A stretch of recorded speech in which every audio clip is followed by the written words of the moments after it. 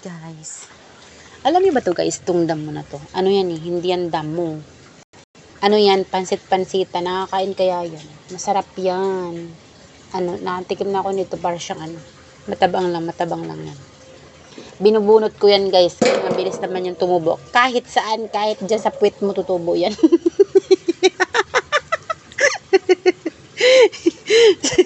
So, ayan na nga guys, yan. Masarap yan. Gawin nyo ng salad. Binubunot namin yan. Kabubunot ko lang yung mga nakaraan, lumago na naman siya. Parang kayo lumago.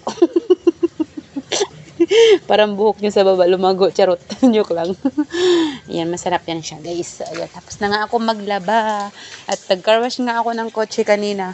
Umulan naman siya. Ayan guys, yung mga nilabahan ko. Tapos na.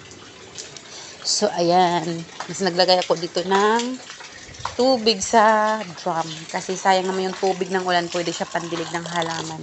Wala kasi si nanay dito. Nag-swimming sila sa sana all sa Oasis. Sana all nag-ano sila. Hindi kami sumama guys kasi hindi kami sumama kasi may pasok ako bukas. Bukas pa kasi yung out nila ng 12 ng tanghali. So, hindi ako pwede kasi